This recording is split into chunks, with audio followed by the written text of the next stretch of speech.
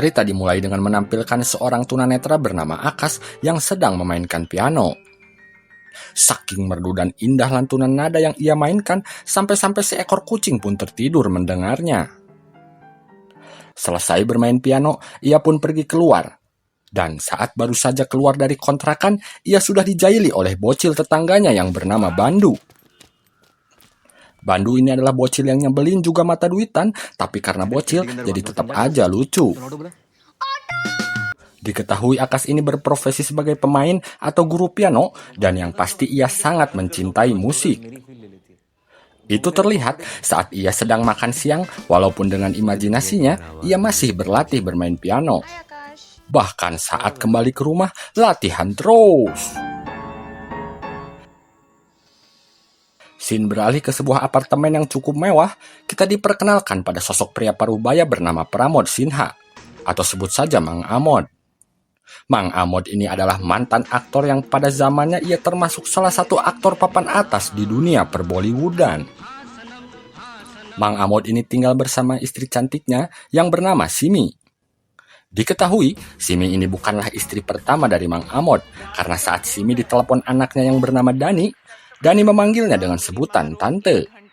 Simi sedikit kesal dengan panggilan itu karena ia merasa dengan usia perkawinannya dengan Mang Amod yang sudah 3 tahun, harusnya Dani sudah terbiasa dan tidak lagi memanggilnya Tante. Melihat perasaan kesal istrinya, Mang Amod yang tahu kelemahan wanita adalah kamera, maka ia langsung menggunakan kamera HP-nya. Bukan sulap bukan sihir, seketika mood Simi langsung berubah. Simi juga menyampaikan bahwa ia memiliki ambisi untuk menjadi artis terkenal dan meminta Mang Amod untuk mendongkraknya. Nggak enak. Dan meminta Mang Amod untuk menjadikannya terkenal. Di keramaian jalan raya, terlihat wanita yang sedang mengomeli seorang pengendara mobil. Ia bernama Sophie, nggak pakai pay letter. Saat sedang keasikan mengomel, tiba-tiba ia menabrak seseorang.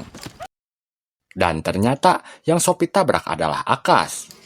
Beruntung Akas tidak terluka, namun sebagai permohonan maaf, Sophie mentraktir Akas di restoran tempatnya bekerja. Obrolan demi obrolan berlangsung, akhirnya Sophie mengetahui jika Akas adalah seorang pemain piano. Begitu mendengarnya, Sophie kaget dan sumringah. Piano? Tak lama Akas langsung menunjukkan kemampuannya pada Sophie. Permainan piano yang memukau dari Akas menarik perhatian seorang pria pemilik restoran. Pria itu bernama Franco, yang ternyata dia adalah ayah dari Sophie. Tanpa pikir panjang, Franco meminta Akas untuk menghibur pengunjung restorannya di malam hari nanti. Akas bersedia dan segera pulang. Dengan diantar Sophie, akhirnya Akas sampai di kontrakan. Dan terserah kalian mau kaget atau enggak, karena ternyata selama ini Akas tidak buta. Tidak tahu tujuannya apa, hanya di adegan ini ia melepas soft lens-nya untuk melihat penampakan Sophie. Di saat yang bersamaan, Bandu si bocil cengos melihatnya. Sore harinya Sophie datang untuk menjemput Akas. Akas yang masih bersiap dan terlihat ia menggunakan penutup mata. Yang sepertinya ia lakukan itu untuk semakin mengasah aktingnya menjadi seorang tunanetra. Dan kali ini, Akas memilih untuk tidak menggunakan soft lens. Melihat ada yang berbeda dari mata Akas, Sophie sempat menanyakannya. Namun sepertinya Sophie tidak terlalu mempermasalahkannya. Tak lama mereka berdua akhirnya pergi menuju restoran Franco. Di restoran Franco, Akas sukses menghibur para pengunjung. Mang Amod yang juga ada di sana terlihat begitu terpukau. Bahkan ia meyakinkan semua pengunjung di sana kalau Akas kelak akan menjadi artis terkenal. Setelah pertunjukan berakhir, seperti biasa Sophie mengantar Akas pulang. Hari demi hari, pertunjukan Akas terus berlanjut dan selalu mengundang decak kagum dari para pengunjung. Sampai di suatu malam saat pertunjukan baru saja berakhir, Mang Amod menghampiri Akas. Sembari memberikan salam tempel, Mang Amod meminta Akas untuk melakukan konser pribadi di apartemennya besok. Dalam rangka merayakan hari jadi pernikahan Mang Amod dengan istrinya, Simi. Tanpa pikir panjang, Akas pun bersedia. Sepulang dari restoran Franco, Akas pulang ke kontrakan bersama Sophie. Beruntung bagi Akas dan mungkin juga bagi Sophie, dikarenakan hujan besar membuat Sophie harus mampir ke kontrakannya Akas.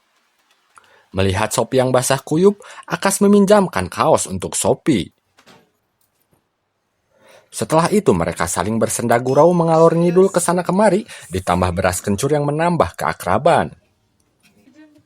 Suasana semakin cair, bahkan terlalu cair. Lalu terjadilah adu mekanik antara Akas dan Sophie. Singkat cerita, esok harinya Akas sampai di apartemen untuk memenuhi janjinya dengan Mang Amod. Namun sesampainya di kamar Mang Amod, istrinya Mang Amod yaitu Simi mengatakan bahwa Mang Amod sedang pergi keluar. Akas yang heran berkata bahwa ia sudah janji dan mungkin saja suaminya sengaja terlambat untuk memberikan kejutan. Melihat tetangganya nongol yang sepertinya terganggu, akhirnya Simi mengizinkan Akas masuk. Sambil menunggu Mang Amod dan daripada suasananya menjadi canggung, Akas mulai memainkan piano. Memulai dengan nada lembut dan syahdu, lalu tiba-tiba ia melihat sesuatu.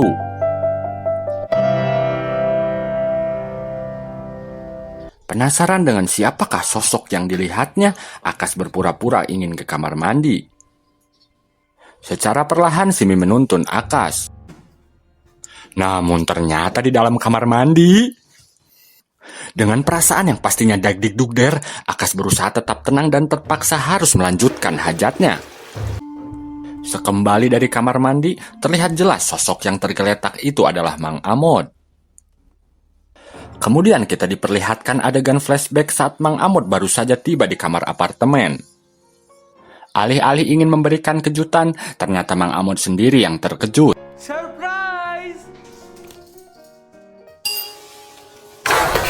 Kemudian Akas melanjutkan bermain piano, dan tetap bersikap seolah tidak tahu apa-apa, sekaligus mengiringi Simi dan pria berkumis baplang yang sedang membersihkan TKP. Namun Simi ini ternyata cukup pintar, ia membuat sandiwara seolah Mang Amod baru saja tiba, yaitu dengan cara menggunakan HP milik Mang Amod. Ia memutar percakapan di video yang waktu itu direkam sendiri oleh Mang Amod. Semua itu Simi lakukan untuk membuat Akas bertambah yakin jika Mang Amod datang terlambat, atau dengan kata lain, untuk memanipulasi urutan kejadian seolah Mang Amod datang terakhir. Karena cepat atau lambat, kematian Mang Amod akan diketahui dan Akas ini akan diminta keterangan atau kesaksiannya oleh polisi. Yang padahal kita tahu bahwa Akas tidak buta dan melihat semuanya. Setelah sandiwara yang dilakukan Simi selesai, si pria berkumis baplang pergi dengan membawa koper berisikan jasad Mang Amod. Namun sebelum koper itu dibawa pergi, Simi sempat melepas jam tangan dan cincin dari jasad Mang Amod. Kemudian Simi mengatakan pada Akas bahwa Mang Amod sudah pergi lagi, dikarenakan ada keperluan mendadak. Tak lama Akas pun pamit pulang. Bertempat di halte bis, Akas terlihat melamun memikirkan apa yang harus dilakukannya setelah kejadian yang baru saja ia alami. Saat dirasa sudah yakin, akhirnya Akas memutuskan untuk melaporkan kejadian tersebut ke kantor polisi dengan bantuan Maipa dan diantar suaminya yang bernama Murli, seorang supir bajai. Sesampainya di kantor polisi, Akas langsung menemui polisi di sana. Akas mengatakan pada polisi itu bahwa ia hendak melaporkan kasus pembunuhan. Namun sesaat sebelum Akas menjelaskan semuanya, di sana ada sosok pria selingkuhannya Simi, yang ternyata adalah seorang polisi. Pria itu bernama Manohar. Seketika Akas menghentikan ucapannya. Terjebak dalam situasi yang membingungkan, dan karena sudah terlanjur menyebut kasus pembunuhan, akhirnya Akas mengarang cerita dengan mengatakan kucingnya lah yang telah dibunuh. Manohar yang merasa laporan itu mencurigakan, akhirnya ia sendiri yang mencari tahu kebenarannya. Sesampainya di kontrakan, bukannya menangani laporan Akas, tapi Manohar ini malah menginterogasi dan memastikan jika Akas benar-benar buta. Ia berusaha mencari kejanggalan yang ada di kontrakan. Beruntung, Akas berhasil mengamankan softlens miliknya. Yang jika sampai softlens itu ditemukan oleh Manohar, maka terbukalah kedoknya. Karena masih penasaran, sampai-sampai Manohar ini melempar pisau untuk menguji refleks alami Akas. Namun Akas tidak terpancing sedikit pun. Tak lama datang Rani si kucing menyelamatkan Akas. yang membuat Manohar frustasi dan akhirnya ia pergi. Beberapa hari kemudian, tersiar berita tentang kematian Mang Amod. Dikabarkan jasadnya ditemukan di dalam mobil yang berada dekat Sungai Indrayani di kota Pune. Dan diduga Mang Amod tewas karena ditembak. Menurut kesaksian Simi, saat itu suaminya pergi untuk melakukan jual beli tanah dengan membawa koper ungu berisi uang tunai 10 juta. Namun setelah itu suaminya tak pernah kembali. Kemudian Sin beralih menuju suatu bar, memperlihatkan seorang pria yang sedang buang air kecil di toilet bar itu. Di dalam toilet si pria menemukan sebuah jam tangan yang berada tepat di urinoir yang sedang ia gunakan. Tanpa merasa ada yang janggal, si pria itu lalu mengambilnya. Singkat cerita, pria yang menemukan jam tangan itu tengah diinterogasi habis-habisan oleh para petugas polisi. Namun pria yang tidak tahu apa-apa itu tentu saja tidak bisa menjelaskan banyak hal mengenai jam tangan yang ia temukan. Di ruangan lain, anaknya Mang Amod yaitu Dani semakin menegaskan bahwa jam tangan itu milik ayahnya. Karena ia sendiri yang memberikan jam tangan itu sebagai hadiah ulang tahun ayahnya. Kalau kita mengingat adegan sebelumnya, Simi pernah mengambil jam tangan dari jasad Mang Amod yang sudah berada di dalam koper. Dan kalau kita menggunakan ilmu cocokologi, berarti jam tangan Mang Amod yang bisa dibilang salah satu barang bukti secara sengaja diletakkan di dalam toilet. Sehingga barang siapa yang ketahuan mengambilnya, maka bisa dicap sebagai tersangka. Itulah yang terjadi pada pria apes yang satu ini. Dan yang merencanakan itu semua, tidak bukan dan tidak lain adalah Simi dan Manohar. Setelah selesai memberikan kesaksiannya kepada polisi, rekan Manohar, Akas bergabung di ruangan itu. Namun saat polisi itu sedang membacakan isi kesaksian Akas, tiba-tiba Akas mengatakan yang sebenarnya terjadi.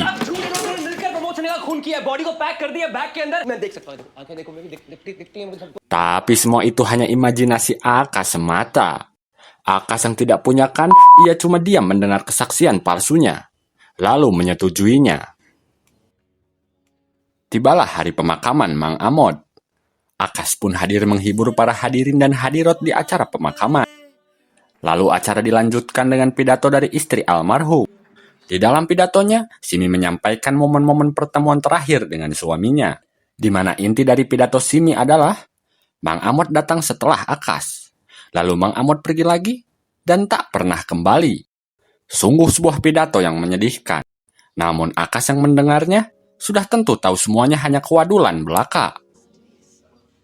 Di tempat yang sama seorang nenek-nenek bernama Nyonya Disa yang juga tetangga apartemen Simi menyadari ada kebohongan di dalam pidatonya Simi. Lalu ia mengadukan pada polisi yang ada di sana mengenai urutan kejadian yang ia sendiri saksikan.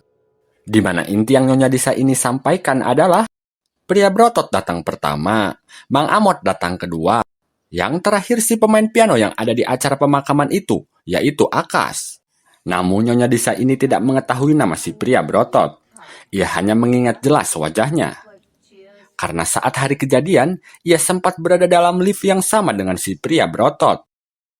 Melihat Nyonya Disa yang begitu yakin akan penjelasannya, petugas polisi itu pergi untuk menanyakan langsung pada Simi. Tapi tentu saja, Simi tidak kehabisan akal untuk mengelabui si polisi. Di rumah Manohar, terlihat Manohar bersama istri dan rekannya sedang membicarakan kasus Mang Amod. Di sela perbincangan itu, istri Manohar mengungkapkan pendapat liarnya. Ia mengatakan bahwa Simi yang hanya menikahi seorang pria tua pasti memiliki simpanan. Mendengar hal itu, membuat rekan Manohar teringat akan perkataan Nyonya Disa. Lalu ia menyampaikan pada Manohar dan istrinya bahwa ada orang lain yang datang sebelum Mang Amod dan Akas. Dan Nyonya Disa juga mengenali wajah orang yang datang pertama itu. Seketika istri Manohar mengusulkan untuk segera menanyai Nyonya Disa, lalu membuat sketsa wajah orang yang dimaksud. Mendengar itu dari mulut istrinya sendiri, Manohar tiba-tiba tersedak. Tak ingin sikapnya dicurigai, Manohar berusaha bersikap seperti yang seharusnya polisi lakukan, lalu pergi melanjutkan penyelidikan. Sejauh ini kita bisa simpulkan bahwa tidak ada yang bersekongkol dengan Simi dan Manohar, baik itu dari pihak polisi ataupun istri Manohar. Di tempat lain, Akas terlihat sedang menaiki bajai. Ia hendak menuju apartemen Simi untuk memberikan notasi kumpulan lagu Mang Amod pada Dani. Singkat cerita, Akas sampai di apartemen. Namun saat baru saja keluar dari lift, entah sebuah keberuntungan atau kesialan, Akas kembali menjadi saksi mata atas kejahatan Simi. Tak lama tempat itu dipenuhi petugas dan kerumunan massa. Setelah kejadian itu, Akas kembali ke kontrakannya. Dengan tergesa-gesa, ia lalu menelpon Sophie. Di telepon, Akas meminta pada Sophie untuk segera datang ke kontrakannya untuk membicarakan sesuatu yang sangat penting. Di sisi lain, si Bandu sedang sibuk mengintip Akas dengan kamera HP-nya. Saat sedang menunggu kedatangan Sophie, tiba-tiba terdengar ada yang mengetuk pintu. Ternyata itu adalah Simi. Simi lalu masuk sembari memberikan kue untuk Akas. Tanpa curiga, Akas pun memakannya. Saat Akas sedang mempersiapkan sesajen untuk tamunya itu, kali ini Simi menguji penglihatan Akas. Untungnya Akas berhasil menahan rasa kagetnya. Lalu Akas menyajikan sesajen itu pada Simi. Namun memang perempuan ini benar-benar jadah, ia menuangkan cairan racun ke kopi Akas. Dengan cara yang sebetulnya cukup kreatif, Akas beralasan akan mengambil biskuit, lalu sengaja menyenggol gelasnya. Akan tetapi Simi segera mengetahui Akas tidak buta. Akas pun menyerah. Sekuat tenaga Akas meminta maaf dan meyakinkan Simi bahwa ia tidak akan ikut campur dengan kasus ini. Ia akan pergi ke London untuk mengikuti pertandingan, lalu melupakan semua yang terjadi. Akas juga menjelaskan berpura-pura buta hanyalah eksperimen gilanya sebagai musisi. Ia percaya permainan pianonya bisa lebih baik jika tanpa melihat. Akas sendiri pun tidak menduga bahwa eksperimen gilanya itu bisa berbahaya bagi dirinya sendiri. Merasa sudah tidak ada ancaman, Akas pun terlihat tenang. Namun tiba-tiba, Akas merasa kesakitan. Ternyata kue pemberian Simi mengandung racun. Akas pun ambruk. Dan ternyata filmnya kepanjangan, jadi bersambung ke part 2.